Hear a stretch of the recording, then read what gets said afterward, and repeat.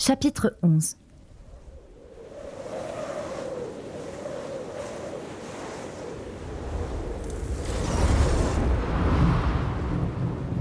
Le monde se reconstitua autour de nous dans une bourrasque de magie tourbillonnante, comme si la réalité reprenait lentement ses droits après nous avoir oubliés un instant. Mes pieds retrouvèrent leur équilibre sur le sol dur, tandis qu'un vent cinglant s'infiltra sous mon manteau. Une nausée fugace me noua l'estomac, séquelle du transplanage que je refoulais d'instinct, tant mon esprit était accaparé par ce qui m'entourait. Devant nous s'étirait une longue allée de pavés gris, luisant d'humidité, bordée de haies impeccablement taillées dans une symétrie sinistre. Mon regard se posa sur les immenses grilles en fer forgé qui s'élevaient devant nous. Derrière ces grilles, le manoir Malfoy se dressait dans l'ombre, immense, statué dans un silence morbide, comme si l'ordre des lieux n'était qu'un masque dissimulant quelque chose de profondément corrompu.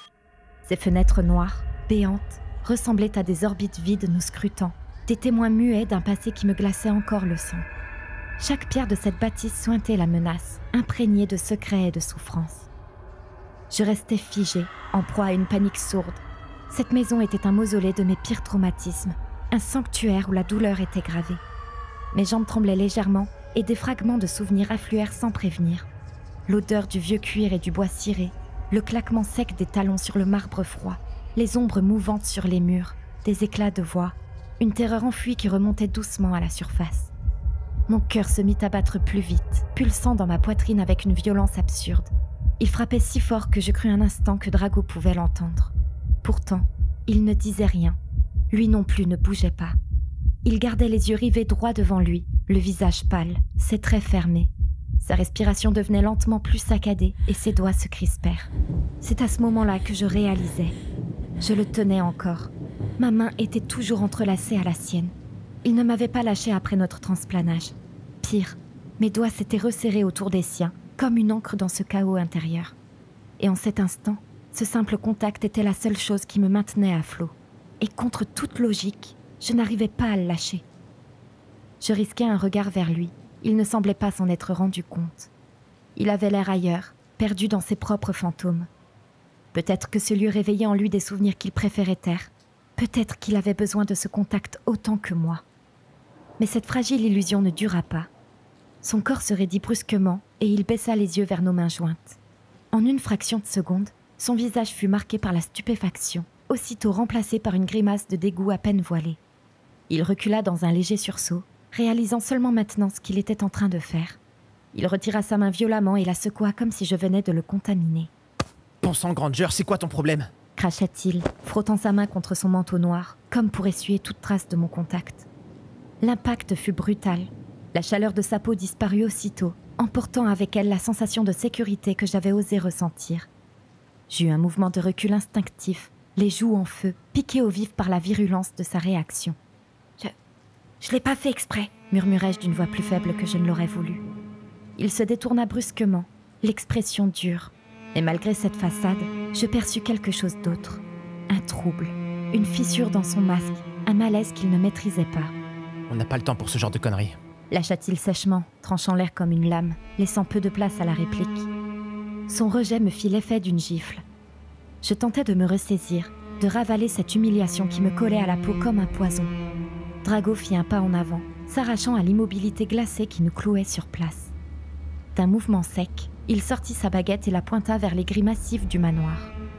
Les sorts de protection de mon père sont parmi les plus puissants. Il faut que je les désactive un par un.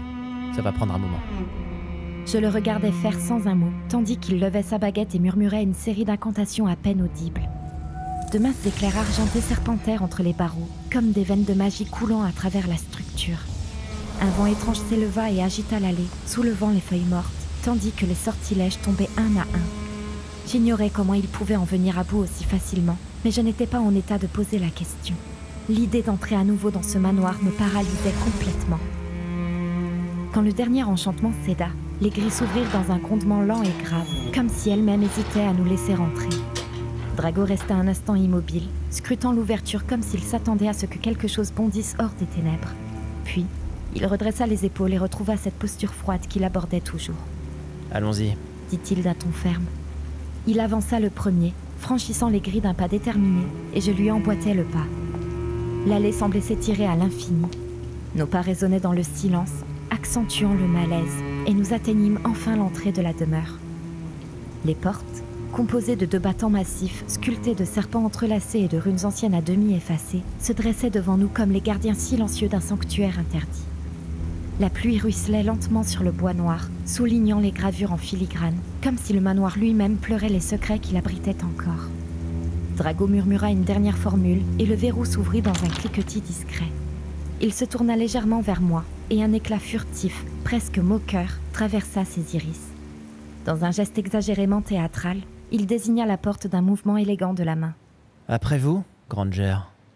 Il savait ce que signifiait pour moi le simple fait de me tenir là et à quel point j'étais terrifiée. Et pourtant, il n'avait pas pu s'empêcher de s'en amuser. Je levai les yeux au ciel, serrant les dents, mais un sourire amer, chargé d'ironie, étira mes lèvres. « Hilarant, Malfoy, vraiment !» Il haussa simplement un sourcil, l'air faussement innocent. Puis, sans ajouter un mot, il posa sa main sur la poignée de la porte et l'ouvrit. Le hall du manoir n'avait pas changé. Il était identique à ce que j'avais gardé en mémoire, comme s'il avait été figé dans le temps. Les hautes colonnes de marbre blanc encadraient l'espace, le grand lustre suspendu oscillait légèrement sous l'effet du vent qui s'engouffrait derrière nous. Les tapis couleur émeraude qui couvraient le sol étouffaient nos pas, et le silence était si profond qu'on aurait dit qu'il absorbait jusqu'à nos pensées. L'odeur de poussière et d'humidité accentuait la sensation d'abandon qui pesait sur les lieux. Nous avancions lentement, tandis que Drago se dirigeait vers l'escalier principal. Je le suivis sans un mot, sentant l'angoisse monter à mesure que nous gravissions les marches. Chaque pièce traversée semblait encore plus froide, plus austère que la précédente. Le manoir tout entier semblait imprégné d'un passé qui refusait de mourir. Puis, au détour d'un couloir, nous débouchâmes sur le seuil d'un immense salon. Je m'arrêtai net. L'air se comprima dans ma poitrine. Je reconnus immédiatement l'endroit. Tout était là. Les meubles sombres, les rideaux lourds, la cheminée. Je reconnus chaque détail. C'était ici que tout s'était passé. Le cri de Ron vrilla dans ma mémoire et le rire strident de Bellatrix Lestrange semblait encore résonner sous les hautes voûtes. Je me souvins du poids implacable de sa baguette contre ma gorge, du contact ardent de la lame d'un couteau s'enfonçant dans ma chair, de cette brûlure acide gravée dans ma peau, de la douleur vive et cruelle sur mon bras et le sang. Mon sang. Je sentis mes jambes fléchir. Mon cœur battait si fort que j'avais l'impression que mes côtes allaient se briser. Et sans m'en rendre compte, mes doigts se refermèrent sur le bras de Drago, s'agrippant à sa manche. Je n'avais pas réfléchi, ce fut instinctif. Une tentative désespérée de me raccrocher à quelque chose de tangible, à quelque chose qui me ramènerait ici, dans le présent, loin de cette spirale infernale où mon esprit s'était engouffré. Drago ne me repoussa pas. Il savait. Il avait été présent ce jour-là. Il avait tout vu. Il n'avait rien fait, mais il avait vu. Je sentis son regard glisser lentement vers moi. Puis, d'une voix plus douce qu'à l'accoutumée, presque méconnaissable, il demanda « Granger, ça va ?» Je fermai les yeux une fraction de seconde, le temps de reprendre un semblant de contrôle, de repousser les images, les voix, les odeurs. Puis je me redressai, lentement, et desserrai ma prise sur son bras. Oui, ma voix n'était qu'un murmure, mais elle se voulait ferme. Je relevai la tête et croisai ses yeux clairs, dans lesquels brillait une lueur indéchiffrable. « Continuons », soufflai-je. Il ne s'attarda pas plus longtemps sur moi. Il se contenta de me tourner le dos et reprit sa marche, me laissant retrouver mon souffle dans son sillage. « Tu es sûr qu'on est seul ?» demandai-je après quelques minutes de silence. « Ma mère ne vit plus ici », répondit-il d'un ton neutre. « Et depuis la disparition de mon père, personne n'a remis les pieds dans cette maison. »« Personne ?» ?»« Pas que je sache. » Sa réponse, sèche et évasive, n'était pas vraiment rassurante. Je hochai la tête malgré moi, sans insister, mais un mauvais pressentiment s'était logé au creux de mon ventre. Ce manoir avait toujours été plein de secrets, alors l'idée que certains puissent encore rôder dans ces couloirs me paraissait étrangement plausible. Nous descendîmes une volée de marches dissimulée derrière un panneau de bois discret, puis passâmes près des cachots dont l'ombre suffocante me donna un nouveau frisson d'effroi. Enfin, nous arrivâmes devant une porte massive au fond d'un couloir étroit. Elle n'avait rien d'ordinaire.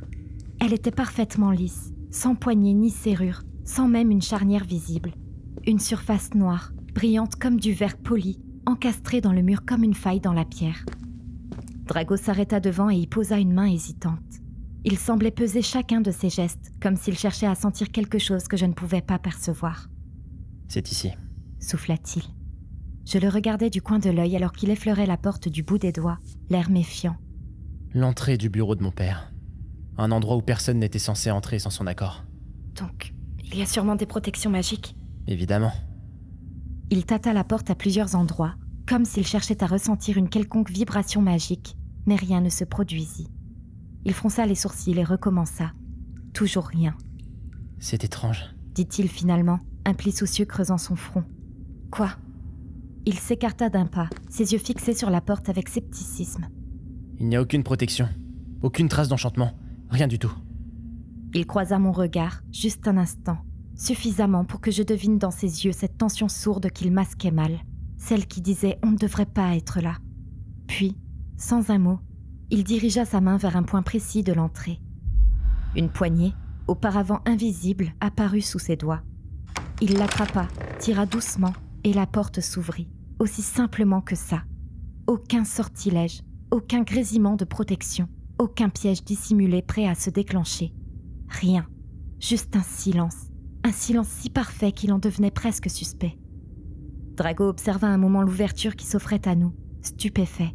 Il s'attendait visiblement à tout, sauf à ça, à ce calme, à cette facilité.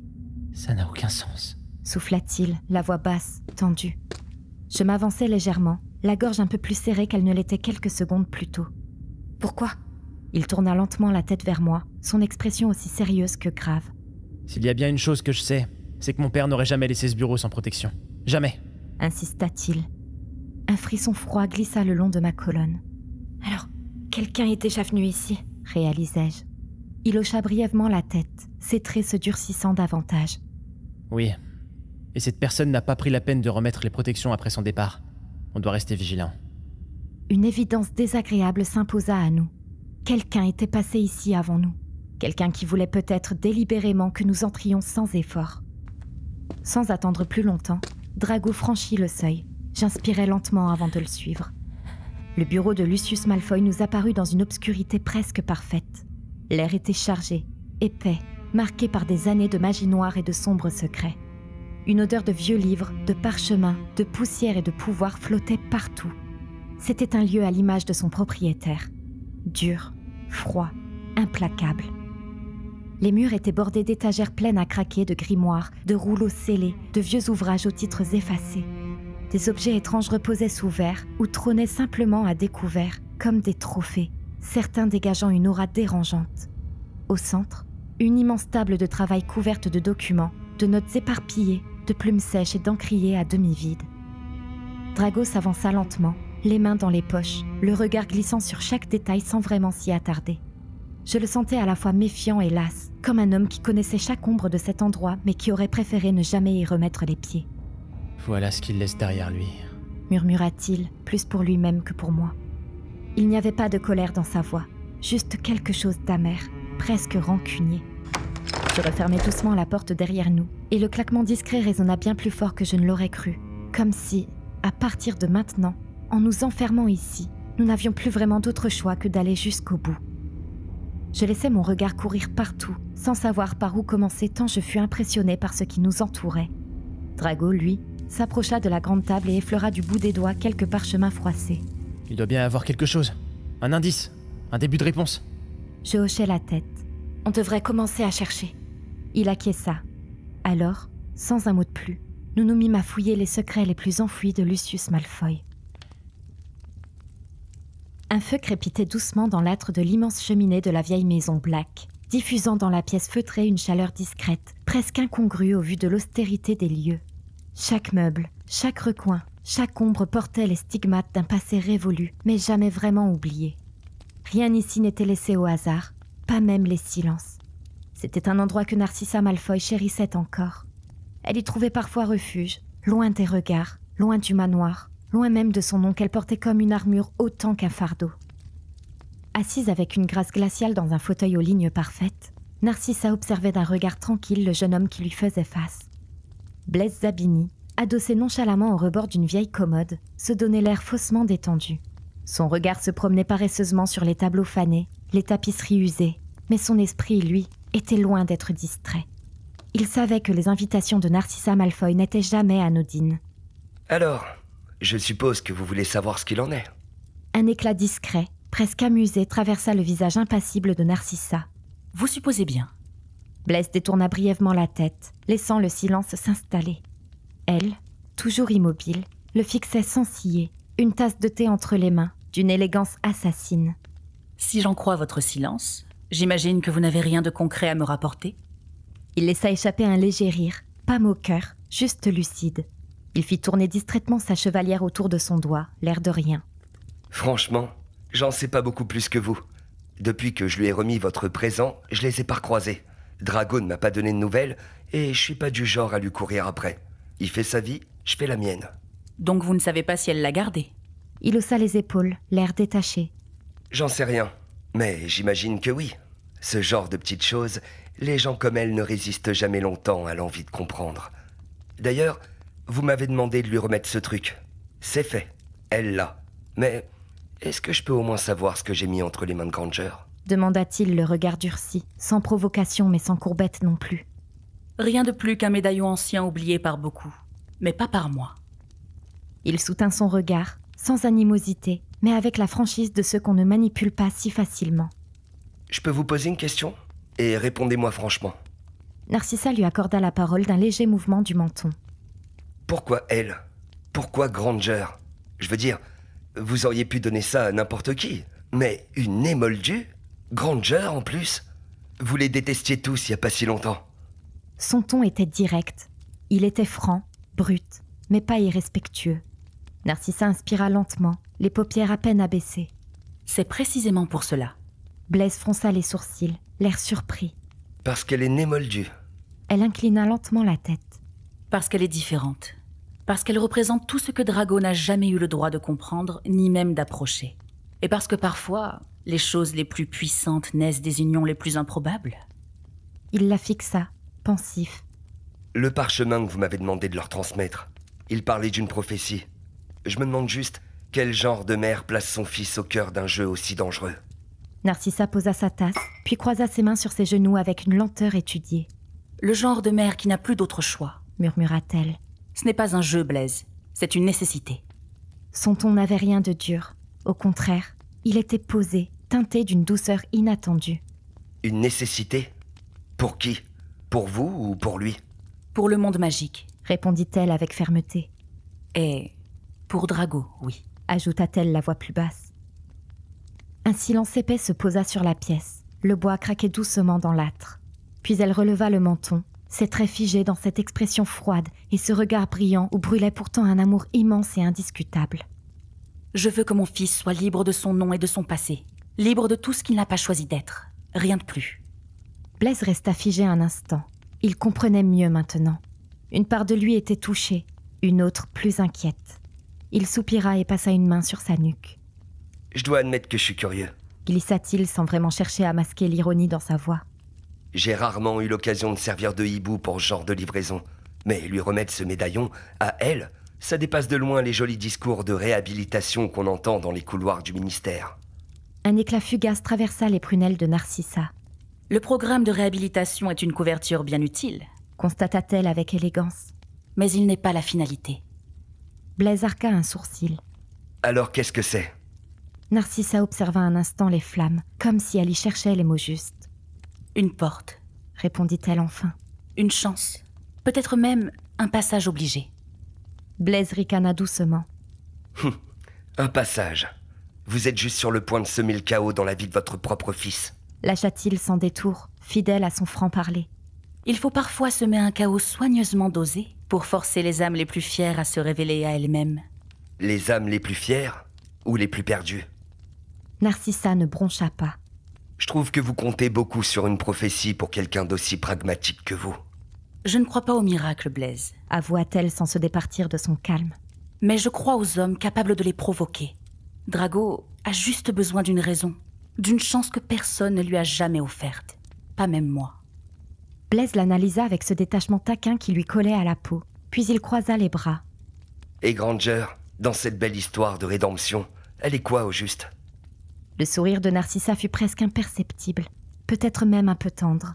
« Elle est la pièce manquante du puzzle. Ils trouveront ce qui doit être trouvé. Et alors, le médaillon agira comme il se doit. » Hermione est curieuse, Drago, lui, est méfiant. C'est une combinaison intéressante. Blaise réprima une grimace. Vous êtes sûr de ce que vous faites? Je veux dire, est-ce que c'est vraiment nécessaire tout ça? Peut-être est-ce nécessaire, Zabini, pour obtenir ce que personne n'a jamais su provoquer. Et qu'est-ce que vous espérez provoquer? Ce que personne n'a eu le courage de tenter. Offrir à mon fils autre chose que l'image qu'on lui a toujours imposée. Lui permettre de s'affranchir de ce qu'il n'a jamais choisi d'être. Puis, d'une voix lente, presque absente, elle ajouta « Les vieilles guerres ne se gagneront plus avec les mêmes armes. » Blaise l'observa un long moment, cherchant une faille, comme pour tenter de sonder ce qu'elle taisait. Mais Narcissa Malfoy était l'incarnation même du contrôle. Bon, et donc, vous voulez que je fasse quoi exactement? Que je les espionne? Que je le surveille comme un gamin de première année? J'aimerais, en effet, que vous gardiez un œil sur eux. Sur Drago, surtout. Rapprochez-vous. Observez discrètement.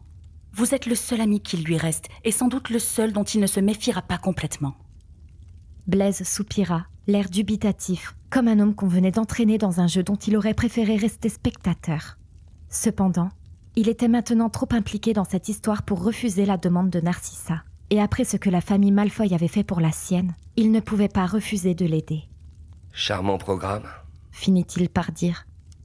Il fit mine de se détourner, mais se ravisa rapidement, relevant les yeux vers elle, une lueur plus sombre traversant ses prunelles, un brin plus sérieux, plus personnel. Vous savez qu'elle va bientôt rentrer de son voyage d'affaires, n'est-ce pas? Pas besoin de nom. Narcissa savait très bien à qui il faisait référence. Oui, dit-elle simplement. Elle risque de ne pas apprécier de voir Drago traîner avec cette fille. Vous la connaissez? Elle appréciera surtout qu'il honore ses engagements, qu'il poursuive son programme de réhabilitation sans scandale, sans écart. Hermione Granger ne sera pas un problème. Elle est une couverture, un rôle à jouer, ni plus ni moins. Mais Blaise ne semblait pas entièrement convaincu. Si elle le voit avec Granger, ce sera pas les discours du ministère qu'elle entendra, ni les belles paroles du programme. Il laissa flotter ces mots, volontairement vagues, puis un éclat moqueur passa dans son expression. À moins que tout ça ne dépasse déjà le cadre du programme, justement. Le cadre est ce que l'on décide d'en faire, Blaise. Vous savez comme moi que Drago n'a jamais été doué pour suivre les cadres. Il soutint son regard quelques longues secondes, cherchant peut-être à déceler un aveu. Mais elle, fidèle à elle-même, ne lui offrit rien d'autre qu'un sourire poli, distant, sans réelle émotion. « Tout est sous contrôle », affirma-t-elle. Elle comprendra. Ce n'est qu'un programme après tout. Une simple mission de réinsertion. Mais Blaise n'en croyait pas un mot. Il se redressa lentement, les mains toujours dans les poches. Il trouvait ça à la fois brillant et sacrément risqué. Mais il comprenait, pas tout, mais suffisamment pour deviner ce qu'elle essayait de dissimuler derrière cette intention. Les femmes comprennent rarement les choses comme les hommes aimeraient qu'elles les comprennent. Il fit un pas en arrière, prêt à partir, et ajouta d'un ton parfaitement nonchalant. Enfin, si elle croise Granger, j'imagine que ça risque d'être divertissant. Le regard que lui lança Narcissa fut aussi calme que tranchant. Je compte sur votre discrétion, Zabini. Plus que jamais. Blaise secoua la tête, une lueur plus attentive, plus mesurée marquant ses iris. Puis, dans un soupir mi-exaspéré, mi-admiratif, il lança. Vous m'avez appris l'art de la discrétion, Madame Malfoy. Rassurez-vous, je sais garder les secrets. Après tout, je ne suis qu'un messager, pas vrai? Ils échangèrent une œillade complice, un geste mêlant acceptation, avertissement et peut-être un peu de gratitude. Je vais voir ce que je peux faire, mais faudra pas venir se plaindre si tout ça finit par leur exploser à la figure. Un claque discret résonna et Blaise Zabini disparut, laissant Narcissa seule, face aux flammes, face à ses choix et à ses incertitudes qu'elle ne laissait paraître qu'une fois qu'elle était absolument certaine que plus personne ne la regardait. Elle savait mieux que quiconque que certains chemins ne laissaient aucun retour en arrière possible. Le feu crépita, avalant ses pensées, et dans ses yeux, l'ombre d'un doute, infime, venait à peine de naître. Cela faisait à peine 10 minutes que nous avions commencé à fouiller dans les archives du bureau de Lucius, et pourtant, j'avais l'impression d'y avoir déjà passé des heures. Le silence qui y régnait était dense, presque sacré.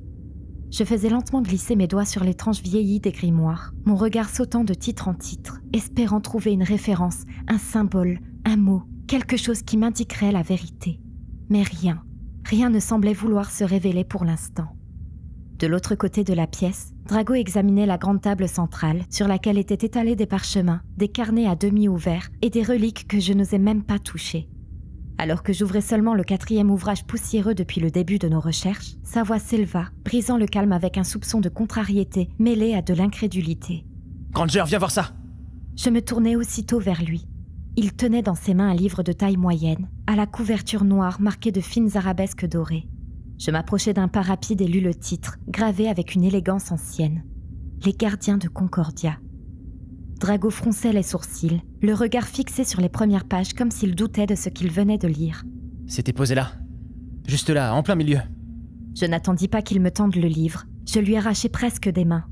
Mon rythme cardiaque accéléra sans prévenir. « L'œil de Concordia », murmurai-je. « Le médaillon, quand il t'a rendu ce souvenir. C'est bien comme ça qu'il l'a appelé, pas vrai ?» Drago ne répondit pas, mais je pris son silence pour une confirmation. Il m'observait, les bras croisés, son regard oscillant entre suspicion et agacement. C'est pas normal. Je levai les yeux vers lui, interpellé par le ton de sa voix. Qu'est-ce qui est pas normal ? Il se détourna, passa une main dans ses cheveux, puis se mit à faire les 100 pas dans la pièce, les sourcils froncés. Tout. Absolument tout. Tu trouves pas ça bizarre, toi ? Ce livre posé là, bien en évidence, comme s'il nous attendait, ouvert presque à la bonne page. C'est trop propre, trop facile.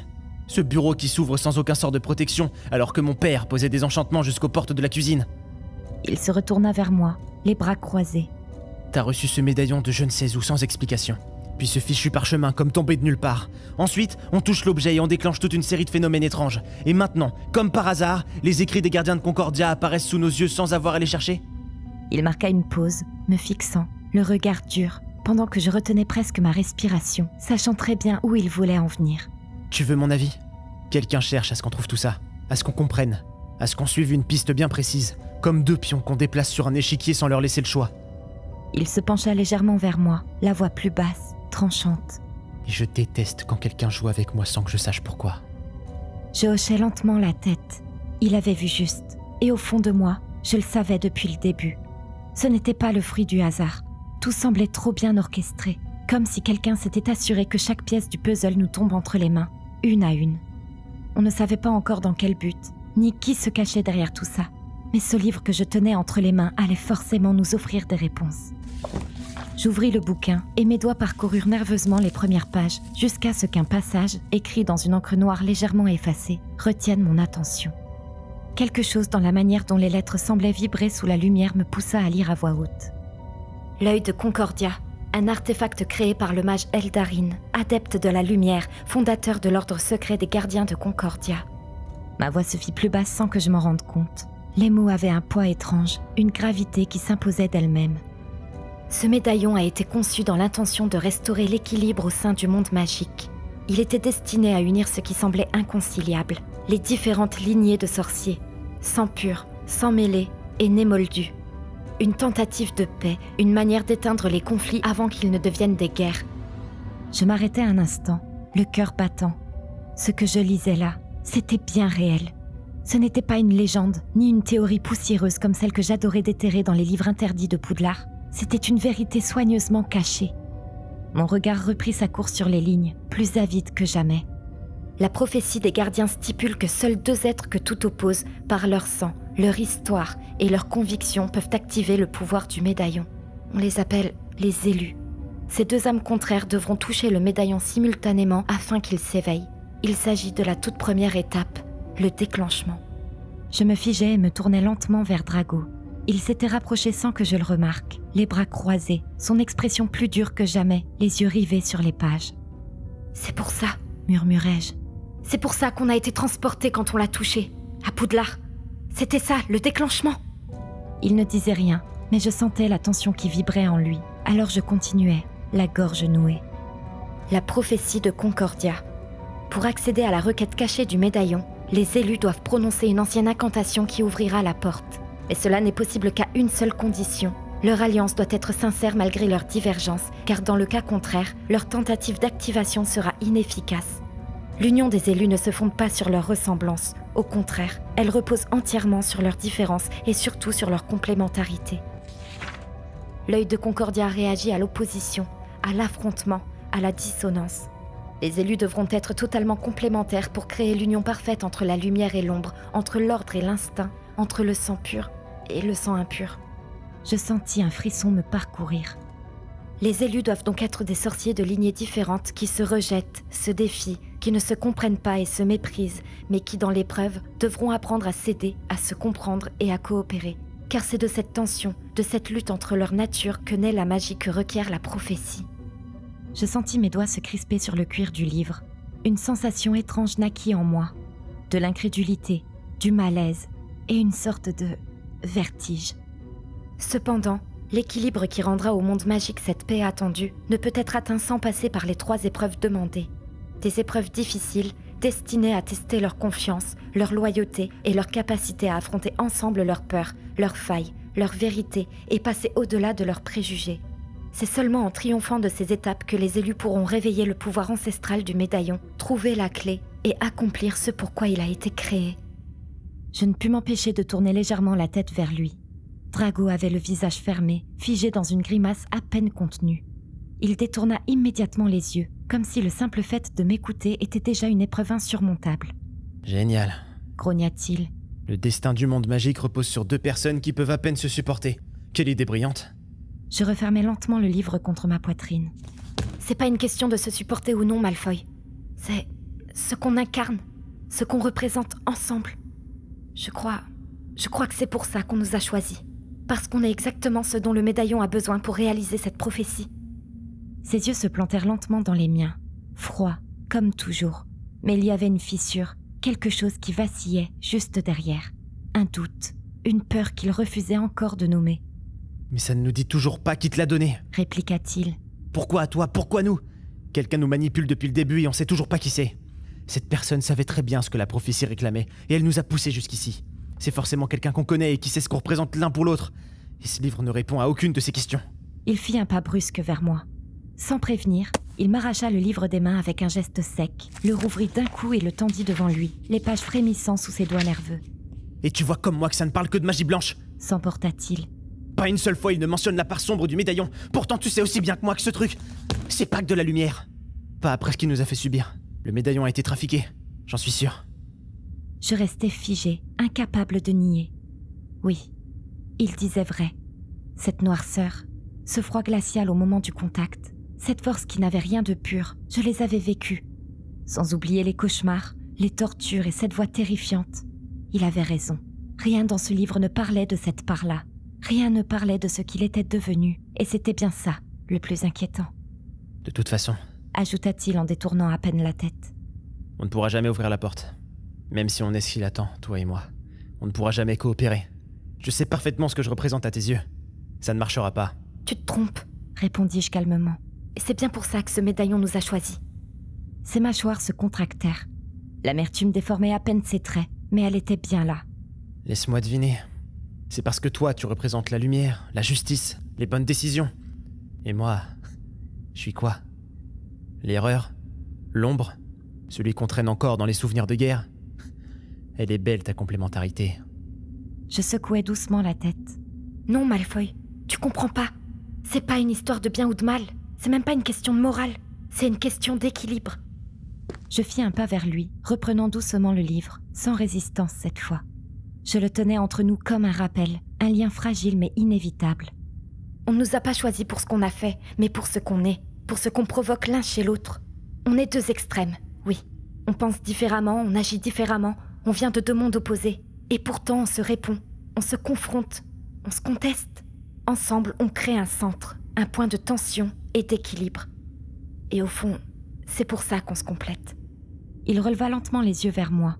L'arrogance s'était évaporée, remplacée par une méfiance plus profonde. Celle d'un garçon qu'on n'avait jamais vraiment regardé autrement que comme un héritier à redresser ou un nom à redouter. Complémentaire, hein. Comme le feu et la glace, jusqu'à ce que l'un des 2 finisse par se brûler ou fondre complètement. Dit-il d'un ton moqueur. Mais non, soufflai-je. Comme 2 forces contraires, qui peuvent, ensemble, s'allier et créer quelque chose de plus grand qu'elles. Pas parce qu'elles s'aiment, pas parce qu'elles se ressemblent, mais parce qu'au contraire, elles s'équilibrent. Il resta figé, muet. Je pouvais presque entendre le poids de ses pensées.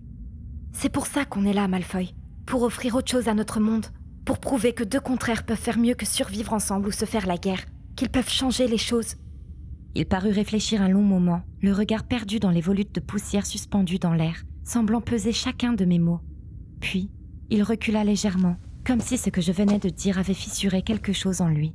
Je vis sa main se crisper le long de sa cuisse. Il reprit finalement la parole, d'une voix plus rauque, comme s'il parlait autant à lui-même qu'à moi. C'est sûrement pour ça que mon père gardait ce livre bien planqué ici, dans son bureau. Il savait. Je levai les yeux vers lui. Il fixait la table d'un air sombre. Il savait que cet artefact existait, que cette prophétie pouvait un jour se réaliser. Il ne voulait surtout pas que ça arrive. Ce truc, ce que tu viens de lire, c'est tout ce qu'il détestait. L'union des lignées, la paix entre les sangs. Il aurait préféré voir ce monde brûler plutôt que d'y participer. Il serra les poings plus fort. C'est exactement ce que Voldemort proclamait. Faire régner les sangs purs, écraser les autres, exterminer les impurs comme toi, parce qu'ils ne méritaient pas, selon lui, de vivre dans un monde qu'ils n'avaient pas le droit de comprendre. Je le regardais, surprise. Il n'y avait pas de haine dans sa voix, seulement une lassitude immense, une fatigue enracinée dans quelque chose de bien plus ancien, quelque chose de légué. Mon père aurait préféré mourir plutôt que de voir ce genre d'union se produire. Voilà pourquoi il a gardé ce livre enfermé ici, parce qu'il savait, et parce qu'il ne voulait pas qu'on le découvre. C'est pour ça qu'il a effacé mes souvenirs. Je ne répondis rien, parce qu'au fond, je savais que ce qu'il disait était réel, et c'était peut-être la première fois que Drago Malfoy brisait à voix haute l'héritage pourri de son propre nom. Mais alors qu'il disait cela, un bruit sourd retentit soudain, un fracas étouffé, comme si une porte venait de claquer dans une pièce voisine. Drago sursauta violemment. Je vis ses yeux s'écarquiller de terreur et son visage devenir aussi pâle que les parchemins sur la table. « C'était quoi ?» soufflai-je. Mais il ne répondit pas. Avec un réflexe fulgurant, il attrapa mon poignet avec force et m'entraîna vers un coin de la pièce, là où un petit renfoncement voûté s'ouvrait à peine entre deux bibliothèques massives. Il me poussa à l'intérieur avec urgence et mon dos heurta le mur avec un choc sec. Et avant que je ne puisse protester, Drago s'écrasa contre moi, son corps se pressant contre le mien. Trop près, trop fort. « Bouge pas », murmura-t-il, tandis que ses lèvres effleuraient presque ma tempe. Et dans cette proximité brûlante, dans ce souffle partagé, ce ne fut plus la peur que je sentis, mais quelque chose de bien plus dangereux.